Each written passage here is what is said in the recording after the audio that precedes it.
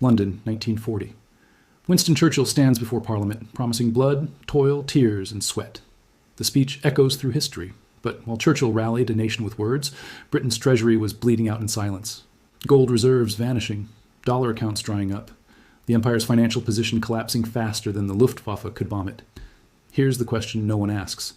How long can an empire keep fighting when it's effectively broke? The answer? As long as someone else is willing to pay. This is the story of how Winston Churchill saved Britain by doing something no prime minister had ever done before. He spent the empire itself, not in land, not in blood, in financial sovereignty. Because victory in World War II wasn't won with courage alone. It was purchased, financed, mortgaged, and the bill came due the moment the guns went silent. Before we understand what Churchill sacrificed, we need to understand what Britain actually was in 1939. Not the red on the map, not the flag over Delhi or Cairo. The British Empire was a financial system dressed up as a geopolitical one. Think of it this way. Britain wasn't rich because it had colonies. It had colonies because it needed them to stay rich. The empire functioned like a closed economic circuit. Raw materials flowed in from India, Africa, Southeast Asia.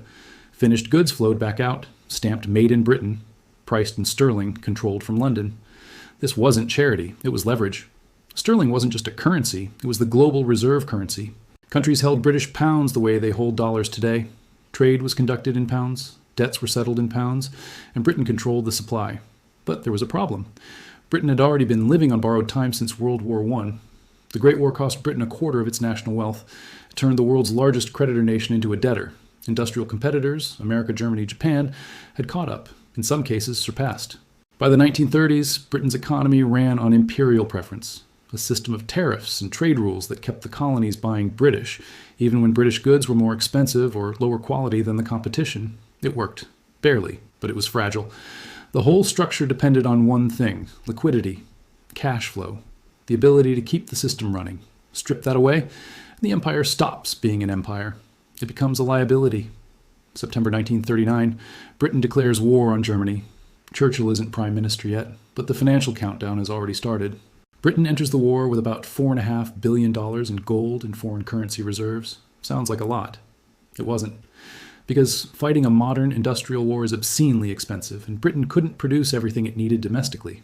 Steel, oil, machine tools, aircraft parts, food. All of it had to be imported, mostly from the United States, and the United States had a policy: cash and carry. You want weapons? Pay up front. In dollars or gold? No credit, no loans, no exceptions. Britain started hemorrhaging reserves immediately. By mid-1940, France falls. Churchill becomes prime minister. Britain stands alone, and the treasury is running on fumes. Gold shipments to America accelerate. Britain sells off overseas assets, factories, railroads, corporate stock, anything that can be liquidated for dollars. American subsidiaries of British companies, sold. Investment portfolios, liquidated. There's a famous story about Britain shipping its gold reserves across the Atlantic in warships under armed escort in secret. Crates stacked in the holds. Billions of dollars in bullion crossing the ocean just to pay for the next shipment of rifles. By December 1940, Churchill sends a letter to President Franklin Roosevelt. The tone is polite, the message is blunt. Britain is broke. Churchill wrote, "The moment approaches when we shall no longer be able to pay cash for shipping and other supplies." What he was really saying: we're out of money, and if you don't help, we lose. Not might lose, will lose. This is the moment, the hinge point. Because Roosevelt's response doesn't just save Britain, it restructures the global order. March 1941, the Lend-Lease Act passes through the U.S. Congress. Roosevelt sells it to the American public with a metaphor: if your neighbor's house is on fire, you don't sell them a hose. You lend it. It sounds generous. It wasn't. Lend-Lease was a calculated geopolitical investment. America would provide Britain with weapons, food, fuel, machinery, everything needed to keep fighting. No upfront payment required. But this wasn't charity. It was a loan, with conditions. And those conditions quietly dismantled the architecture of British economic power. Here's what the U.S. got: military bases in British territories, Newfoundland, Bermuda, the Caribbean, rent-free, 99-year leases, locations that would anchor American hemispheric defense for generations, access to British colonies for American goods. The empire's closed trading system, imperial preference, had to be cracked open, a seat at the table when the post-war economic order got written. Here's what Britain got: survival. But survival came with a mortgage, because Lend-Lease didn't just keep Britain in the war, it made Britain dependent.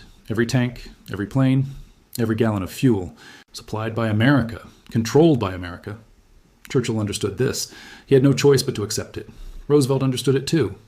And he made sure the terms locked in America's advantage. The empire wasn't just being helped, it was being bought. Buried in the Lend-Lease agreements was a requirement that doesn't get talked about enough. Article 7. It sounds bureaucratic. It was revolutionary.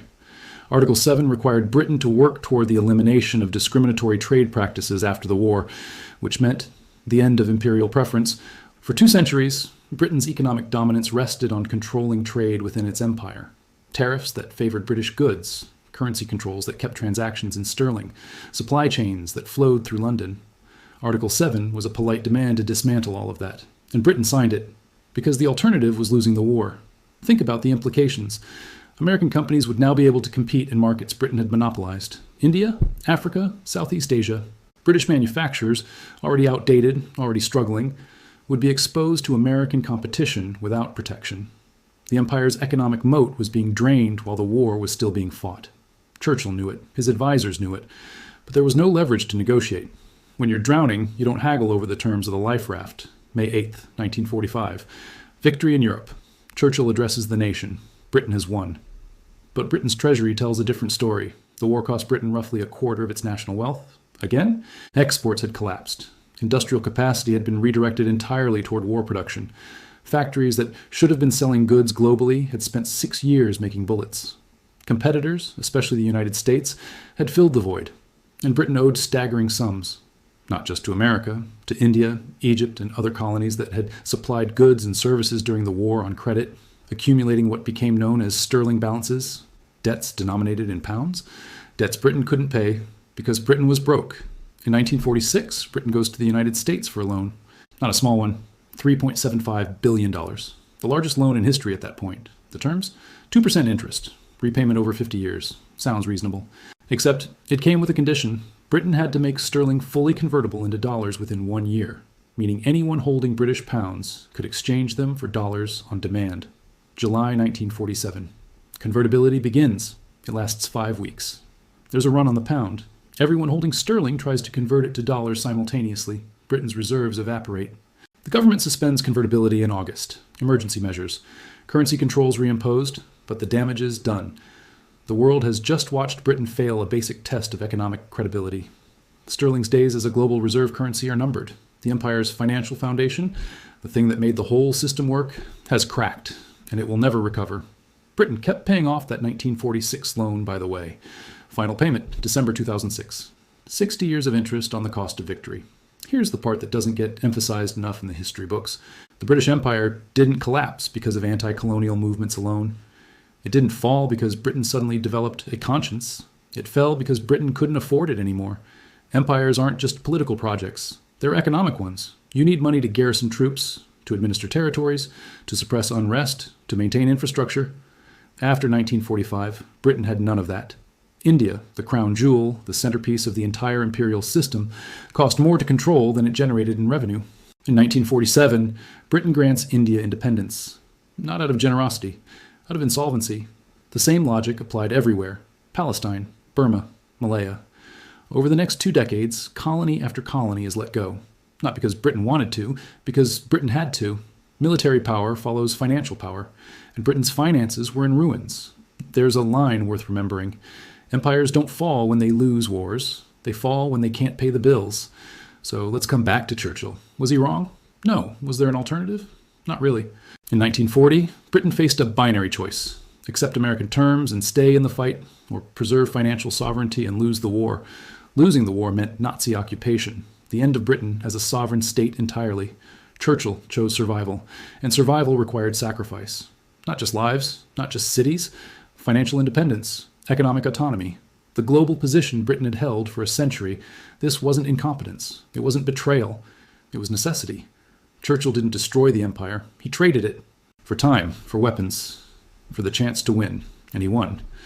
But the cost was the empire itself. That's the part that gets left out of the heroic narrative. Churchill saved Britain by spending Britain's future, moral victory, economic defeat. Both can be true. And while Britain was mortgaging its empire, America was building the next one. Not an empire of colonies, an empire of institutions. July 1944, Bretton Woods, New Hampshire. Delegates from 44 nations gathered to design the post-war economic order. Britain sends John Maynard Keynes, the most famous economist in the world. America sends Harry Dexter White, a Treasury official nobody's heard of. Keynes proposes a system based on a new international currency, neutral, stable, not tied to any one nation. White proposes a system based on the US dollar. Guess which one wins? The dollar becomes the world's reserve currency. The British pound is sidelined. Two new institutions are created, the International Monetary Fund and the World Bank, both headquartered in Washington, both dominated by American voting power. This is the new architecture. And Britain isn't the architect, it's a client. The war that Britain fought to preserve its independence ends with America holding the financial levers of the global economy. It's not occupation, it's something more efficient. Structural dominance. The rules are written in dollars now, and America writes the rules. So what's the takeaway? Not that Churchill was a villain, not that Britain should have surrendered. The lesson is simpler and more uncomfortable. Survival today can cost dominance tomorrow. Debt doesn't just transfer money, it transfers power. When a nation borrows to stay alive, it doesn't just owe repayment, it owes deference. Britain survived World War II, but it survived as a debtor, and debtors don't set the terms. The British Empire didn't collapse in 1945. It had already been sold off, piece by piece, loan by loan, concession by concession. By the time the war ended, the empire was a shell, politically intact, financially hollow. Within a generation, it was gone. Not because Britain lost the war, because Britain spent everything to win it. Churchill made the only choice he could. But choices have consequences, and this one reshaped the world. The next time someone tells you World War II was won with blood and steel, they're right. But it was also won with loans and leverage, and the empire paid the bill. If this video made you think, do me a favor, hit the like button, and subscribe to Histonom because I dive deep into topics like this every day.